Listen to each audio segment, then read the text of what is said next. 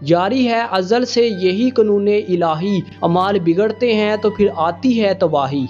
ناظرین، 22 مئی 1960 کو جنوبی امریکہ کے لوگ بے خوف و خطر اپنے کام و کاج میں مصروف تھے، مگر انہیں کیا پتا تھا کہ آج کا ڈوبتا سورج کتنے لوگوں کی زندگیوں کو ساتھ لے ڈوبے گا۔ یہاں 5:11 پر دنیا کا اب تک کا ریکارڈ کیا جانے والا سب سے طاقتور زلزلہ آیا۔ اس زلزلے کی شدت 9.6 تھی اور زلزلے کا دورانیہ تقریباً 10 منٹ تھا۔ زلزلے کا مرکز جنوبی امریکہ میں واقع چلی تھا۔ یہاں سے یہ زلزلہ آگے بڑھتا ہوا ہوائی، جاپان، فلپائن، نیوزی لینڈ، مشرقی آسٹریلیا اور جزیرہ عالیشان تک جا پہنچا، اور اس زلزلے نے اپنے ساتھ نہ ختم ہونے والی سونامی پیدا کر دی، جس سے صرف اور صرف چلی کے اندر 6,000 لوگ موت کا لقمہ بن گئے اور 20 لاکھ لوگ بے گھر ہو گئے، جبکہ باقی ممالک میں زلزلے نے سرکاری اعداد و شمار کے مطابق 2.5 سے 3 لاکھ لوگوں کی زندگیوں کو نگل لیا، اور جو لوگ لاپتہ ہو گئے ان کی کوئی واضح رپورٹ نہیں ملتی۔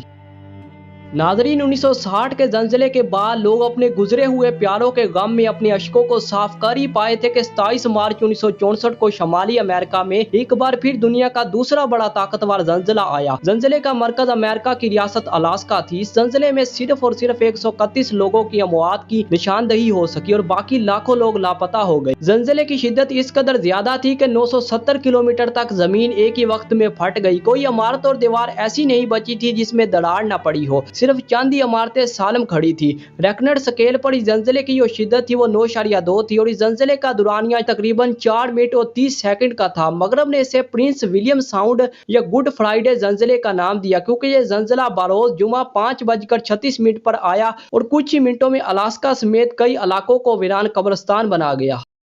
ناظرین، دسمبر 2004 کو انڈونیشیا کا سورج ایک ایسے زلزلے کو لے کر طلوع ہوا جس نے 7:58 پر ایک ہی پل میں 2,27,898 افراد کو زمین میں دنسا دیا اور 17 لاکھ لوگوں کو بے گھر کر دیا۔ اس زلزلے کے اثرات انڈونیشیا سمیت جنوبی ایشیا، مشرقی افریقہ اور دنیا کے 7 مزید ممالک میں جھٹکے محسوس کیے گئے۔ اس زلزلے نے نہ صرف وسیع پیمانے پر زمینی تباہی مچائی بلکہ سمندر بحر ہند میں بھی سونامی برپا کر دی، جس سے ساحلی علاقے تھائی لینڈ، سری لنکا، تمل ناڈو میں لوگوں کی ہلاکتیں ہوئی۔ زلزلے کے جانے کے 2 دن بعد یعنی 28 دسمبر 2004 کو انڈونیشیا کے انڈمان جزیرے پر آتش فشاں وسیع پیمانے پر پھٹے۔ ریکٹر اسکیل پر اس زلزلے کی شدت 9.1 ریکارڈ کی گئی اور اس کا دورانیہ 8 سے 10 منٹ کے درمیان تھا۔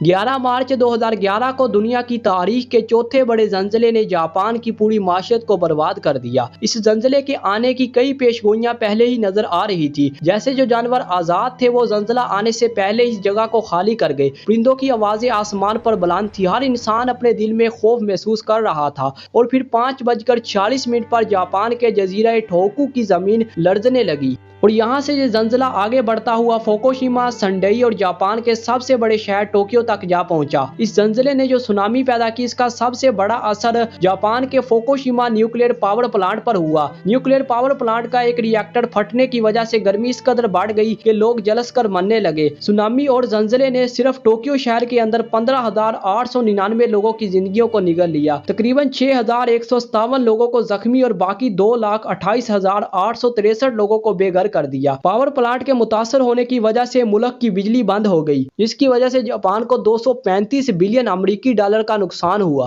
ناظرین، اب ہم تاریخ کے اوراق کو ایک بار پھر واپس پلٹتے ہیں۔ 27 جولائی 1976 کو چین میں ایک بہت بڑا خطرناک زلزلہ اٹھا۔ اس زلزلے نے 2,42,769 لوگوں کو ہلاک کر دیا، تقریباً 8 لاکھ لوگ زخمی ہو گئے۔ اس زلزلے نے چین کے دارالحکومت بیجنگ کو اس قدر تباہ کر دیا کہ ایک دیوار تک نہ بچی۔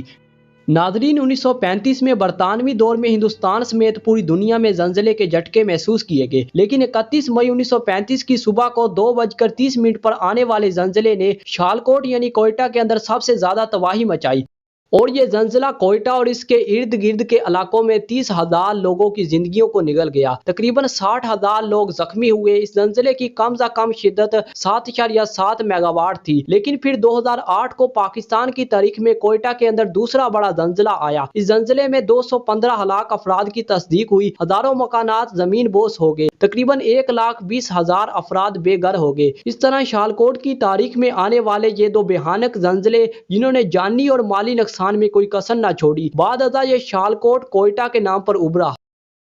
بس یہی دوستوں ہماری آج کی یہ ویڈیو ختم ہو جاتی ہے، اور دعا ہے کہ اللہ ہمارے سمیت اس روئے زمین پر موجود ہر مسلمان کو اپنے حفظ و امان میں رکھے، اور یہیں پر ویڈیو کو لائک کر دیں، اور مزید ویڈیوز کے لیے چینل کو سبسکرائب بھی کر سکتے ہیں۔ Thanks for watching.